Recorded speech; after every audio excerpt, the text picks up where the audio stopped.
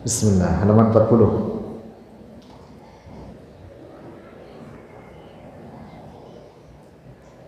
Bismillah. Sayyiduna Muhammadun sallallahu alaihi wasallam huwa Abdullah ibn Abdul Muttalib.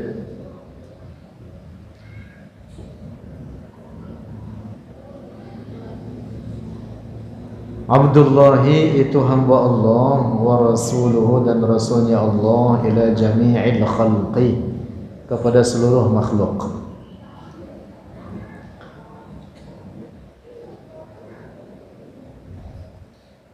Wajib mengenal nama Rasulullah dan nama ayahnya. Ini hukumnya fardu ain. Fardu ain. Jadi setiap orang dari kita, setiap orang muslim wajib mengetahui nama Rasulullah dan nama ayahnya, yaitu Muhammad ibn Abdullah. Adapun dari nama kakeknya terus sampai kepada Adnan yang disepakati oleh para ulama terkait nasab tersebut. Lalu dari Adnan taat ke atas terus sampai kepada Nabi Ismail alaihi salam. Itu mukhtalaf, ada beberapa perbedaan pendapat di kalangan ulama. Adapun dari kakeknya yaitu Abdul Muttalib sampai kepada Adnan disepakati oleh para ulama nasabnya itu.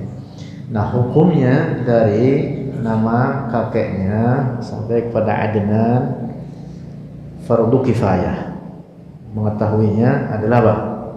Fardu kifayah.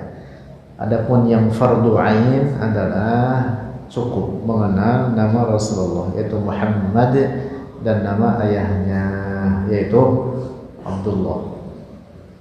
Muhammad ibn Abdullah bin Abdul Muttalib bin Hashim bin Abdi Manab bin Qusay bin Kilab dan seterusnya.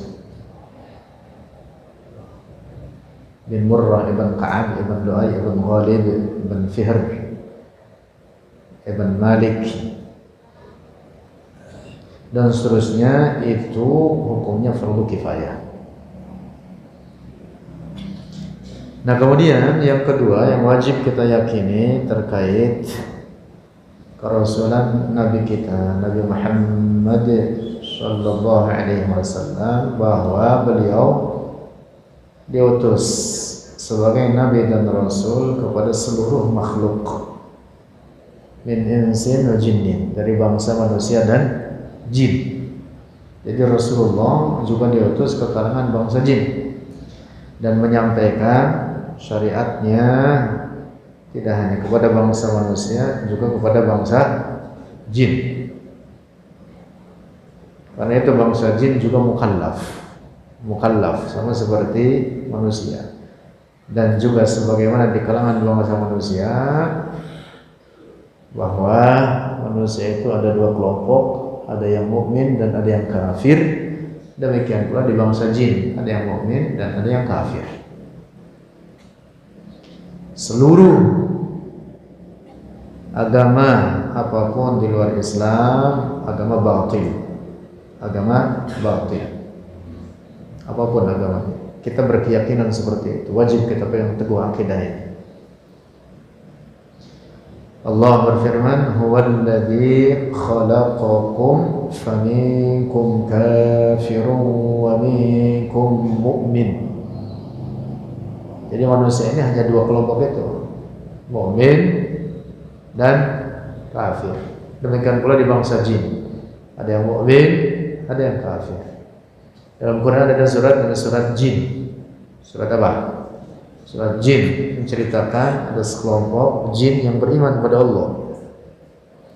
Qul uhiya ilayya annahu istama'a nafarun minal jinni faqalu inna sami'na qur'anan 'ajaba yahdi ila ar-rusydi fa amanna bihi wa lan nusyrika bi rabbina ahada. Mereka berkata apa? Sekelompok jin ini amanna bihi, kami beriman dengan Al-Quran, kami beriman dengan Allah, dan juga beriman dengan kerasulan Nabi Muhammad. Nah, jadi jin ada dua kelompok, ada yang mukmin, ada yang kafir. Yang kafirnya disebut dengan asyayatin, asyaitan. Jadi setan ini siapa? Jin-jin kafir, kufarul jin, jin-jin kafir.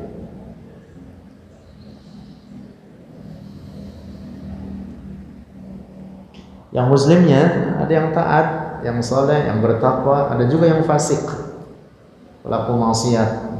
Sama persis dengan manusia. Ada yang soleh, ada yang baik, ada yang takwa, ada yang pelaku maksiat. Di saat ini ada juga yang sedang ngaji ikut di Al-Madinah. Jangan-jangan Bang Solim ngeliat ini.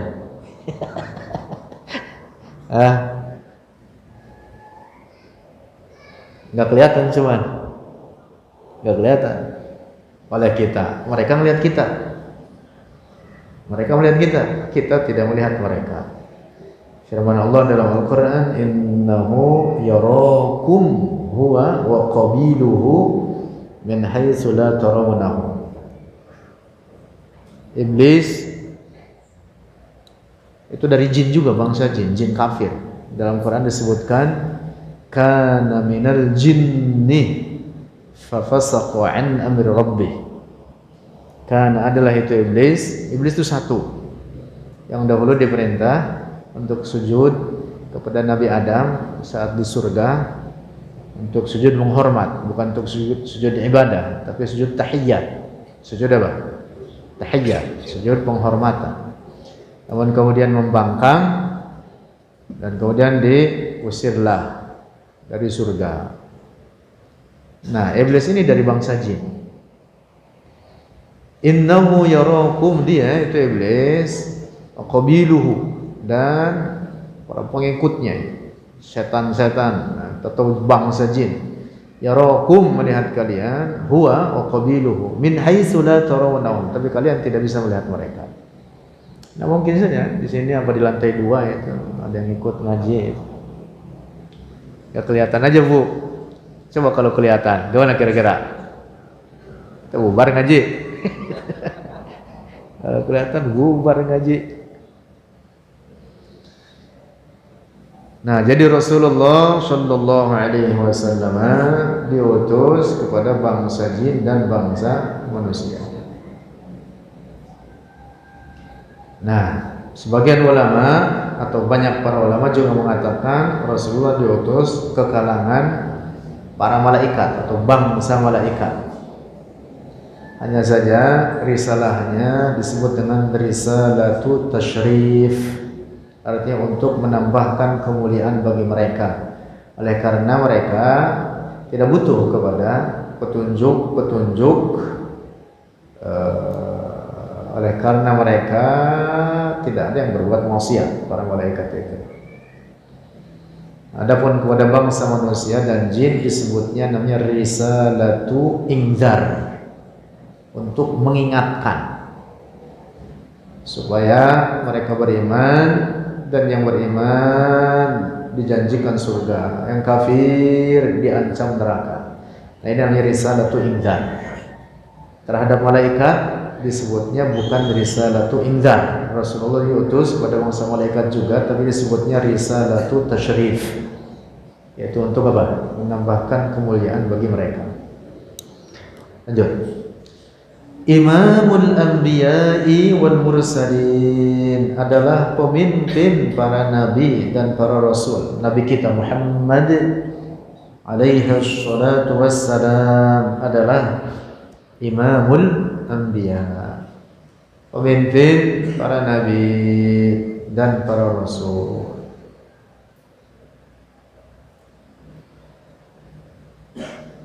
Masya Allah. Tambahan sedikit, para nabi itu difirmankan oleh Allah di dalam Al-Quran, wa kullan faddalna 'alal 'alamin. Semua para nabi itu diutamakan, setiap para nabi itu diutamakan atau lebih utama, lebih istimewa atas segala apapun dari seluruh alam ini, dari seluruh makhluk Allah. Tidak ada makhluk Allah, ciptaan Allah yang lebih utama dibanding para nabi, tidak ada. Para nabi itu lebih utama dibanding para malaikat sekalipun. Nah, lalu para nabi yang sekian banyak itu, dalam sebuah hadis riwayat Imam Ibn Hibban disebutkan sebanyak 124.000 nabi. Nah, dari jumlah tersebut mereka bertingkat. Mereka bertingkat pada derajat atau kedudukannya, keistimewaannya. Nah, mereka yang berpredikat sebagai rasul lebih tinggi daripada yang nabi saja. Nah, dari 124.000 nabi, sebanyak 313 sebagai rasul. Sebanyak berapa? 313. Nah, mereka yang berpredikat sebagai rasul mestilah pula sebagai nabi. Tetapi tidak setiap yang berpredikat nabi sebagai rasul.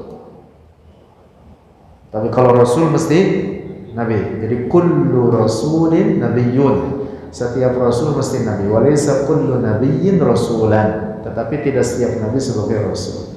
Nah, maka yang berpredikat rasul lebih tinggi dibanding yang hanya nabi saja. Nah, lalu dari 313 itu tingkatan mereka, keutamaan mereka, keistimewaan mereka juga bertingkat. Dari 313 ini ada yang diutamakan atas lainnya, yaitu kelompok para nabi dan rasul dari kalangan ulul azmi. Dari kalangan apa? Ulul azmi. Ulul azmi itu yaitu dimulai dari Rasulullah dengan tingkatan seperti ini. Jangan diacak ini.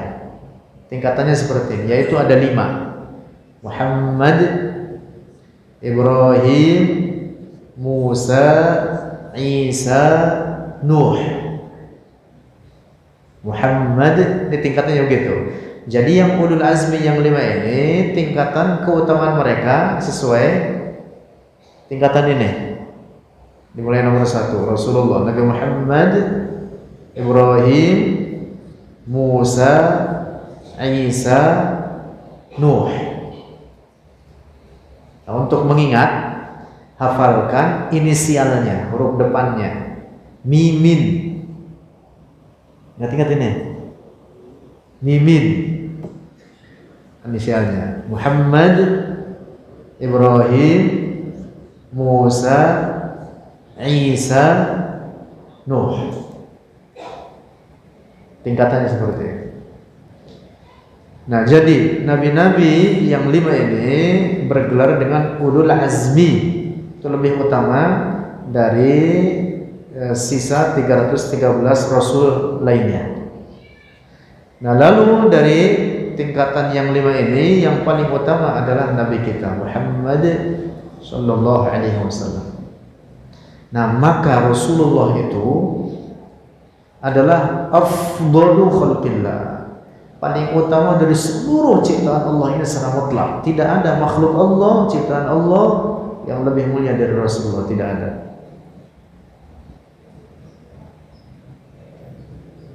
Nah, dapat dipahami ini. Jadi kalau para nabi saja jumlah 124.000 itu diutamakan, diistimewakan oleh Allah atas seluruh alam ini, atas segala apapun dari seluruh ciptaan Allah, lebih mulia daripada surga, lebih mulia daripada para malaikat, lebih mulia daripada arsy yang merupakan langit-langit surga, lebih mulia daripada para malaikat penjaga surga, para nabi itu. Nah, apalagi Nabi kita Nabi Muhammad yang merupakan Imamul Anbiya wal Mursalin, maka beliau adalah makhluk Allah yang paling mulia secara mutlak, lebih dari segala apapun, dari seluruh makhluk Allah.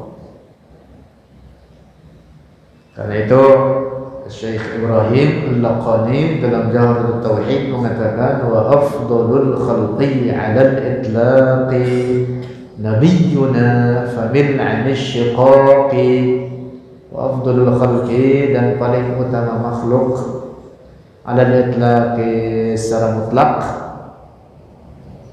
nabiyyuna yaitu nabi kita Muhammad sallallahu alaihi wasallam. Famil anisyiqaqi, maka hindarkanlah dari perpecahan atau perbedaan pendapat atau perselisihan. Lanjut. Nah, jadi Rasulullah sallallahu alaihi wasallam Imamul Anbiya wal Mursalin. Lanjut. Wulida bi Makkah, dilahirkan Rasulullah bi Makkah, di Mekah. Ini termasuk ini keyakinan yang wajib kita yakini, bahwa Rasulullah lahirnya di mana? Di Mekah. Cukup dengan disebutkan di Mekah saja. Di Mekah saja, walaupun tidak dikatakan secara persis tempatnya, dan walaupun ada tempatnya secara khusus atau secara pasti disebutkan, yang sekarang dekat dari Masjidil Haram ada bangunan disebut dengan Maulid Nabi, yang sekarang dijadikan perpustakaan Mekah. Disitulah Maulid atau tempat lahirnya Rasulullah. Wa bu'itsa biha, dan diangkat menjadi nabi biha, di Mekah, yaitu pada umur berapa? 40 tahun. Ingat-ingat ini, Rasulullah diangkat menjadi nabi dan rasul pada umur berapa? 40 tahun. Umurnya Rasulullah berapa? 63. Jadi Rasulullah berdakwah dengan kenabiannya, menyampaikan ajaran Allah ini, menyampaikan syariat ini pada umat manusia hanya dalam jangka berapa? 23 tahun. Sebentar. Tapi begitu dakwah Rasulullah menyebar kepada seluruh pelosok dunia ini. Makanya dakwah Rasulullah adalah dakwah yang paling sukses. Tidak ada seruan dakwah yang sesukses Rasulullah, nggak ada itu. Sejarah mencatat dakwah paling sukses adalah dakwahnya Rasulullah sallallahu alaihi wasallam. Nabi-nabi terdahulu ada yang ratusan tahun. Nabi Nuh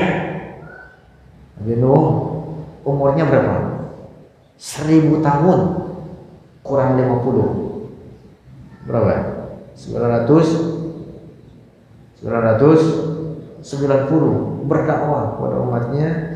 Dalam satu riwayat mendapatkan daripada umatnya mereka yang beriman hanya kurang lebih 80 orang. Insyaallah 80 orang. Makanya Nabi Nuh termasuk daripada Nabi Ulul Azmi tadi yang disebutkan dalam 5 kelompok Nabi dan Rasul.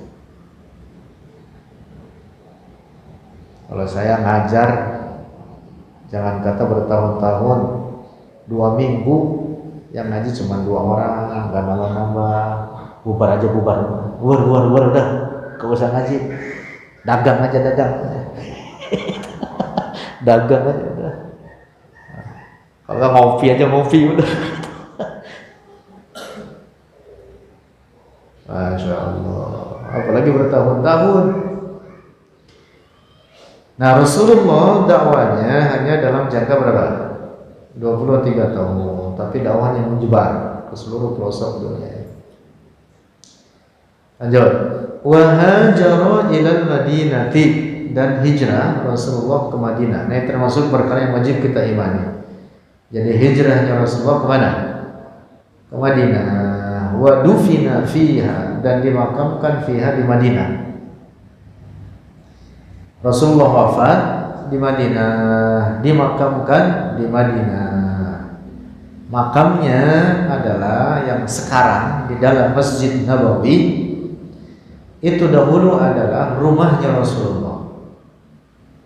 Rumahnya Rasulullah. Kalau yang sudah pernah ziarah ke sana, kita masuk dari pintu Babus Salam namanya. Babus Salam masuk, kemudian melewati Al-Hujrah An-Nabawiyah Asy-Syarifah, melewati ruang mulia Rasulullah. Rasulullah dimakamkan di sana. Kita salam ke situ di hadapan Rasulullah, dan Rasulullah menjawab salam kita. Setiap orang yang datang salam dijawab oleh Rasulullah, siapapun. Masya Allah. Dan orang yang datang ziarah ke makam Rasulullah semacam itu, Rasulullah menjaminkan baginya syafaatnya, syafaat Rasulullah sendiri. Rasulullah bersabda, "Man zara qabri wajabat lahu syafaati." Siapa yang ziarah ke makamku, wajib baginya syafaatku. Masya Allah, syafaat itu barang mahal. Amal kebaikan kita yang entah kita nggak tahu diterima atau tidak seberapa banyak, itu tidak menjamin keselamatan bagi diri kita di akhirat nanti. Amal kita, apalagi amalannya yang belepotan, belepotan, banyak yang nggak tahu ilmunya, sholat aja ikut-ikutan aja udah. Belum lagi ibadah yang lain ikut-ikutan aja, banyak yang nggak tahu ilmunya, udah bolong-bolong, robek-robek, belepotan. Jadi jangan GR dengan amal soleh seperti itu, seakan-akan udah seperti orang soleh, seakan-akan pasti selamat di akhirat. Kagak ada yang bisa jamin selamat di akhirat. Rasulullah sendiri mengatakan begitu dalam hadis. Rasulullah mengatakan, la yunji ahadakum amaluh, tidak ada seorang pun dari kalian ia diselamatkan oleh amal ibadahnya. Rasulullah kata begitu. Bagaimana mau masuk ke surga yang kenikmatan di dalamnya tanpa penghabisan, lalu mau ditebus dengan amal kebaikan yang kita perbuat di dunia ini yang kagak seberapa itu? Pernah mikir enggak? Di seharian ini mau tidur, apa amal soleh yang saya kerjakan hari ini?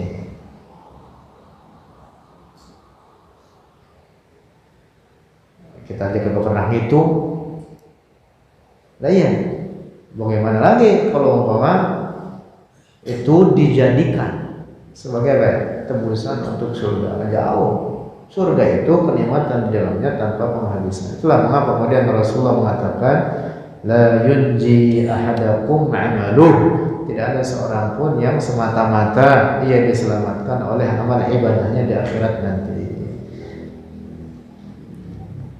Sampai para sahabat kemudian bertanya kepada Rasulullah, wala anta ya Rasulullah, apakah termasuk engkau sendiri wahai Rasulullah bahwa engkau selamat bukan semata-mata oleh amal ibadah? Rasulullah menjawab apa? Wala ana, termasuk aku.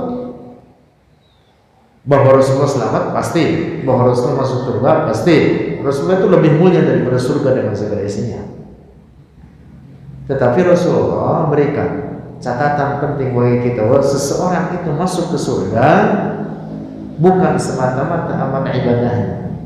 Sampai Rasulullah mengatakan apa? Illa ayyatadhammadani Allah minhu birahmah, kecuali bahwa aku masuk surga itu murni karena rahmat Allah, murni karena rahmat Allah.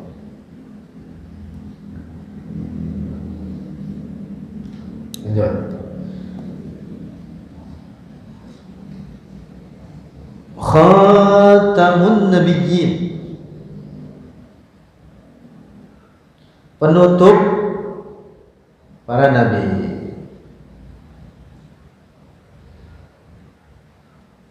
wa sayyidu waladi Adam ajma'in, dan pemimpin anak Adam seluruhnya. Nah, sini catatan penting disebut Rasulullah khatamun nabiyyin, penutup para nabi. Tidak ada lagi nabi sesudahnya.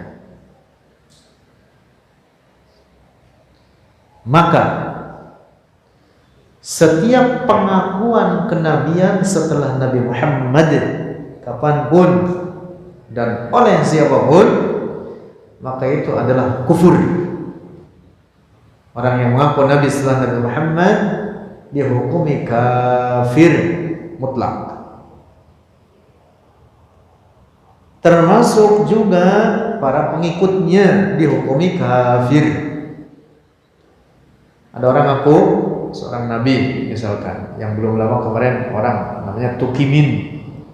Oh ya, namanya siapa? Bang Sulin siapa namanya? Tukimin. Sehingga oleh pengikutnya disebut Nabi Tukimin. Kagak pantas banget Nabi Tukimin. Orang yang mengaku Nabi setelah Nabi Muhammad, ini orang dihukumi kafir. Demikian pula orang-orang yang menjadi pengikutnya, mereka semua dihukumi kafir. Paham ini? Termasuk juga orang yang membolehkan adanya kenabian setelah Nabi Muhammad dihukumi kafir. Dia membolehkan adanya Nabi, ini orang dihukumi kafir. Jawaza nubuwata ahadin ba'da nabiyyina Muhammad. Ini orang jawaz, membolehkan kenabian seseorang, adanya kenabian seseorang setelah Nabi Muhammad, ini orang juga dihukumi kafir. Auzubillah. Termasuk, ingat ini, para ulama kita mengatakan termasuk orang yang membela, orang yang mengaku Nabi setelah Nabi Muhammad, ini orang yang membelanya juga dihukumi kafir. Bahkan termasuk orang yang ragu-ragu setelah Nabi Muhammad ada lagi Nabi atau tidak ada, ini orang juga dihukumi kafir. Di sini pentingnya belajar tauhid ini, belajar akidah. Jadi tidak harus nunggu keputusan hasil investigasi MUI terdulu, jangan dikafir-kafirin. Nah, ini namanya orang kagak belajar akidah. Orang belajar akidah, faham mana kufur, mana bukan kufur. Kufuran itu bukan ketetapan dari MUI. Ada kaidah-kaidah. Dapat dipahami ini? Ada kaidah-kaidah dijelaskan oleh para ulama. Lanjut. Wa sayyidu waladi Adam ajma'in, dan pimpinan anak Adam seluruhnya. Nah, tadi yang sudah kita jelaskan bahwa Rasulullah adalah afdalu khalqillah. Lanjutannya itu afdalu khalqillah ta'ala wa ahabbuhum ilaihi subhanahu, paling utama makhluk Allah dan paling dicintainya mereka para makhluk kepada Allah alal itlaq, secara mutlak.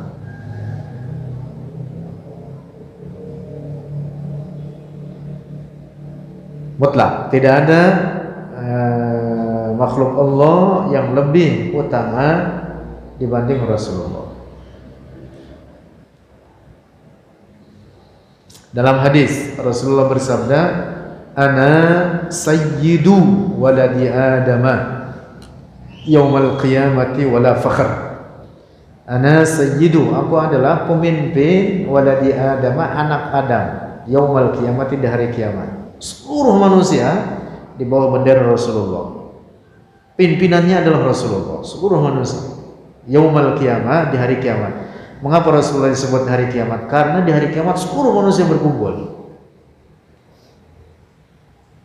Ya tentu di dunia ini kita menyebut Rasulullah pimpinan kita. Tapi kalau di akhirat mutlak. Di dunia ini ya ada pemimpin lokal, pemimpin negara atau pemimpin wilayah, daerah, pemimpin. Tetapi pemimpin secara mutlak, Rasulullah sendiri mengatakan, adalah saya, kata Rasulullah, ana sayyidu waladi Adam yaumal qiyamati wala fakhr, dan aku mengatakan demikian ini bukan sombong, tetapi apa? Tahaddusan bin ni'mah. Jadi bukti, dan itu ungkapan sebagai apa? Syukur kepada Allah dan mengungkapkan faktanya seperti itu. Nah, jadi Rasulullah adalah apa?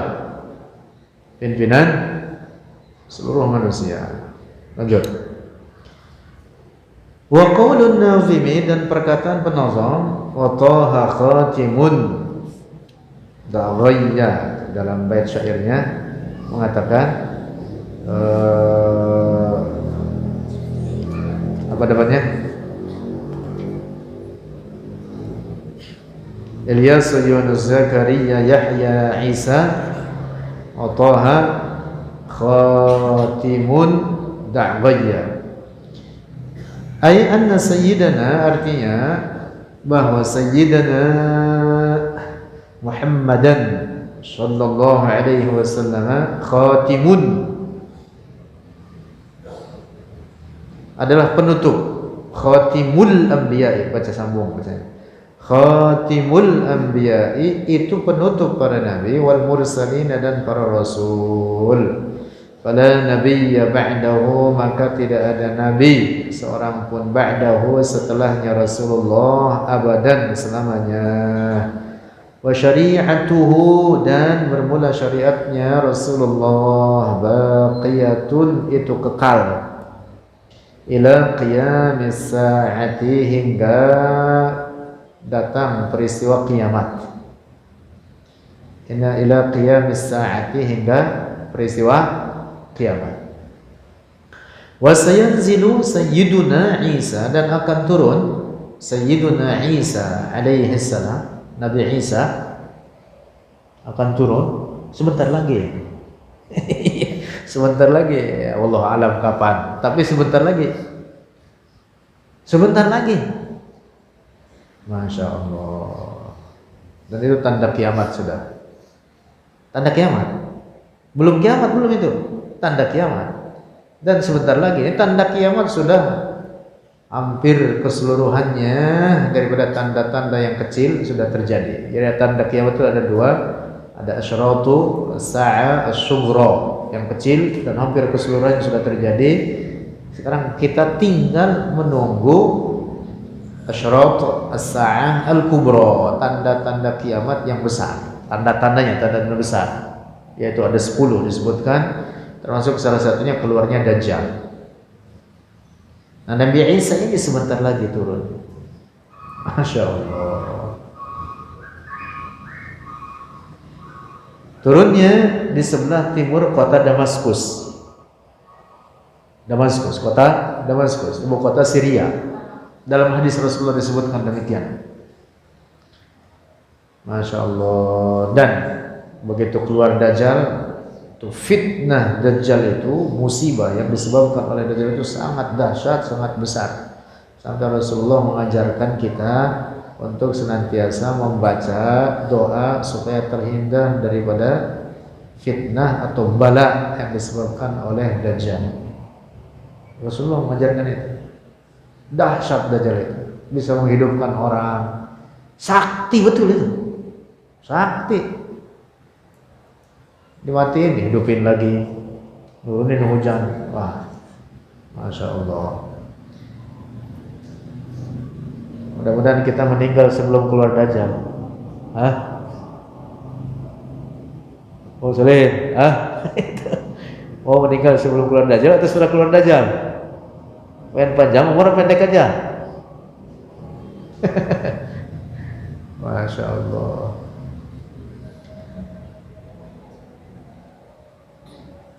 Wa sayanzilu, dan akan turun Sayyiduna Isa alaihi salam hakiman, sebagai hakim, sebagai apa? Penguasa yang menerapkan hukum, bi syari'ati sayyidina, bi syari'ati nabiyyina, dengan syariat nabi kita yaitu Nabi Muhammad, wa muttabi'an lahu, dan mengikuti lahu, bagi Nabi Muhammad. Jadi Nabi Isa begitu turun tidak menerapkan syariatnya sendiri, tapi turun akan mengikuti syariat Rasulullah. Karena syariat Rasulullah itu baqiyatun ila yaumil qiyamah, kekal sampai hari kiamat, tidak ada yang merubah syariat siapapun oleh syariat siapapun. Dan syariat Rasulullah itu adalah afdhalus syara'i', paling utama syariat. Syariat itu ajaran-ajaran, aqidah wal ahkam, syariat itu hukum-hukum. Yang paling sempurna, paling istimewa adalah syariat Nabi. Paling lengkap adalah syariat Nabi kita Muhammad sallallahu alaihi wasallam. Nah, maka ketika Nabi Isa nanti turun, tidak mempraktekkan syariatnya sendiri, tapi akan mengikuti syariat Rasulullah. Karena itu dalam beberapa riwayat disebutkan, begitu turun nanti Nabi Isa nanti akan sholat berjamaah dengan Al-Imam Mahdi. Jadi Imam Mahdi dengan Nabi Isa dua sosok yang berbeda. Imam Mahdi itu namanya Muhammad ibn Abdullah. Jadi namanya sama dengan nama Rasulullah, nama ayahnya sama dengan nama ayahnya Rasulullah. Dan Imam Mahdi mungkin sekarang sudah lahir, sebentar lagi mungkin tampil memimpin umat Islam. Jadi walaupun umat Islam sekarang terpecah belah, nanti pada akhirnya akan bersatu kembali di bawah satu komando Imam Mahdi. Ya mungkin ini Bang Solihin nanti termasuk bola tentaranya, Allah alam gitu kata. Oh, Bang Solihin. Allah alam, kita nggak tahu. Nah, begitu Nabi Isa turun, nanti Nabi Isa mengikuti syariat Rasulullah, akan salat berjamaah dengan Imam Mahdi. Imam Mahdi jadi imam. Imam Mahdi jadi imam. Nabi Isa makmum. Walaupun Nabi Isa jauh lebih tinggi derajatnya dibanding Imam Mahdi. Nabi Isa Nabi, Nabiun Rasul. Tapi sebagai penghormatan terhadap ajaran Rasulullah, maka Imam Mahdi jadi imam, Nabi Isa jadi makmum. Dan dalam riwayat disebutkan bahwa ketika nanti turun, maka Nabi Isa akan menikah. Akan menikah. Adapun sekarang belum menikah. Dan dulu ketika masih di dunia sebelum diangkat ke langit, masih hidup Nabi Isa sampai sekarang di langit kedua, belum menikah. Begitu nanti turun, menikah. Akan menikah, mengikuti syariat Rasulullah. Rasulullah mengatakan, "An-nikahu sunnati." Nikah itu adalah ajaranku. Bang Surin udah nikah kan? Hah? Belum nambah. Lanjut. Wa qaulun nazimi, dan perkataan penazam, da' ghayya ay utrukil maila 'anil haqqi. Artinya tinggalkan kecenderungan dari kebenaran. Artinya menjauh dari kebenaran. Jangan sampai engkau mengikuti kesesatan dan keluar dari kebenaran. Fala tukhti tariqas shawabi, maka janganlah salah oleh engkau daripada jalan kebenaran. Tariqas shawab, tariqal haq, jalan yang hak. Oke, wallahu a'lam bishawab.